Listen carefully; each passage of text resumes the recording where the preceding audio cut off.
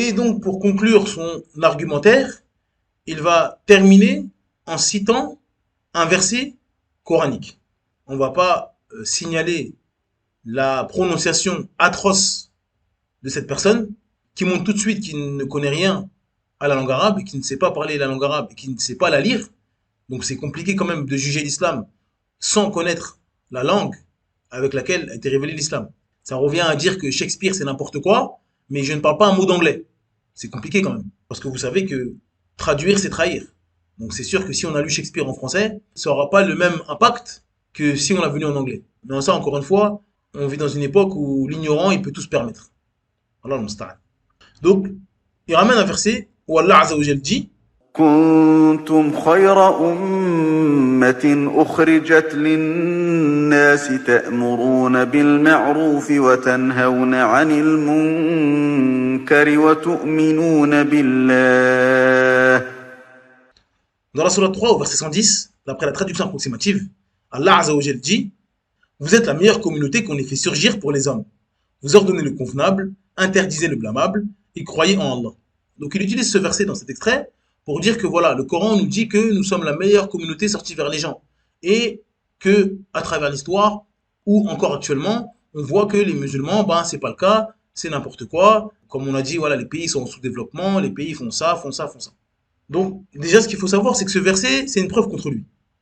Allah Azza wa Jal, il nous informe clairement que la communauté musulmane, c'est-à-dire celle du prophète Mohammed sallallahu alayhi wa sallam, est la meilleure communauté sortie pour les gens. Donc la communauté du prophète Mohammed sallam, c'est la meilleure communauté sortie pour les gens. Cependant, Allah nous informe que nous sommes la meilleure communauté car nous mettons en pratique trois choses. Et donc la condition pour être la meilleure des communautés, c'est qu'il y ait ces trois choses-là. S'il n'y a pas ces trois choses-là, on n'a pas les caractéristiques de la meilleure des communautés. Même si, alhamdoulilah, on est dans la communauté du prophète Mohammed sallam, mais on n'aura plus notre rôle aux yeux de l'humanité. On ne sera plus au premier rang parce qu'on aura délaissé ces choses-là. C'est comme si je vous dis, tu seras toujours le premier à la course si tu t'entraînes tous les jours, si tu manges correctement, je mets des conditions. Et donc si tu fais ces conditions-là, tu seras premier à la course. Par contre, si tu arrêtes de faire cela, il y a des gens qui vont te rattraper. Et donc les trois conditions, c'est quoi? Ordonner le convenable, c'est-à-dire appliquer pour nous-mêmes les ordres d'Allah, présents dans le Coran et la Sunna, et appeler les gens à cela.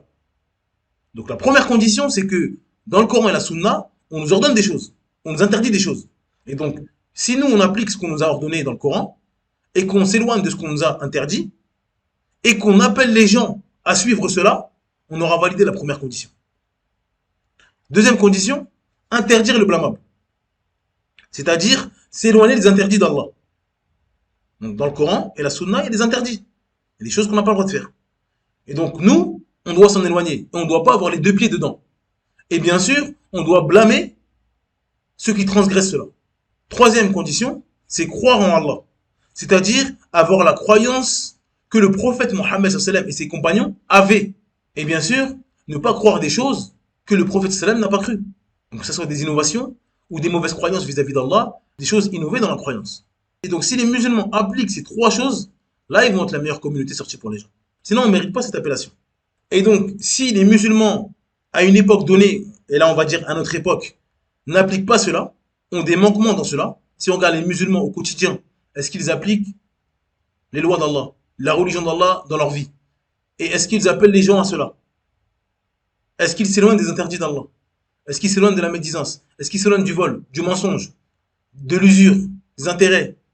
Et j'en passe. Est-ce qu'ils s'éloignent pour eux-mêmes déjà de ça? Et est-ce qu'ils interdisent les gens de le faire? Est-ce qu'ils ont une bonne croyance? Est-ce qu'ils apprennent leur religion? Est-ce qu'ils fournissent des efforts pour connaître leur Seigneur? Donc ça, c'est pas à moi de répondre. C'est à vous de répondre. Si vous avez la réponse, répondez vous-même. Si la réponse est oui, alors ils entrent dans ce verset-là. Et donc c'est la meilleure des communautés sorties pour les gens.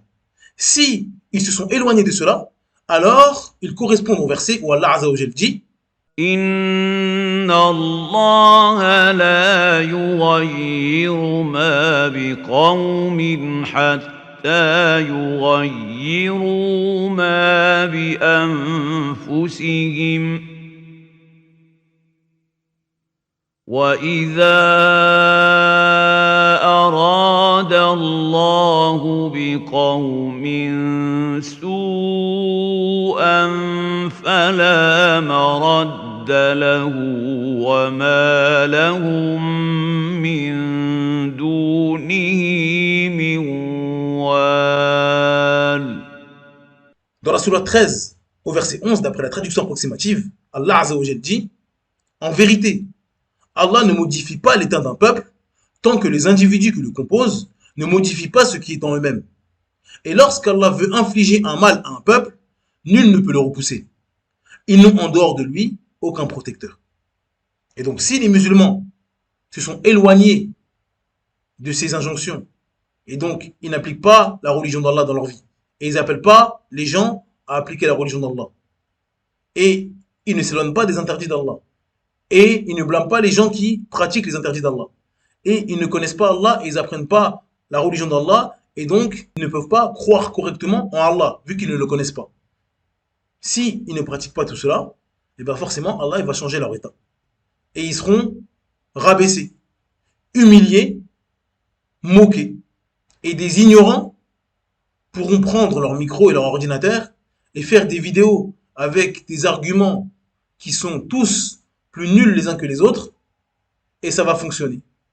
Et les non-musulmans vont dire: ah mais oui c'est vrai, parce que dans leur vie, ils ont peut-être jamais vu des musulmans qui pratiquent le livre. Et donc, ils vont prendre pour argent comptant toutes les balivernes qu'il y a dans cette vidéo. Et ça, c'est une humiliation. On va voir quand il va nous parler du Coran et autres, toutes les faussetés, les affabulations. Normalement, un enfant de 5 ans, il répond à ça.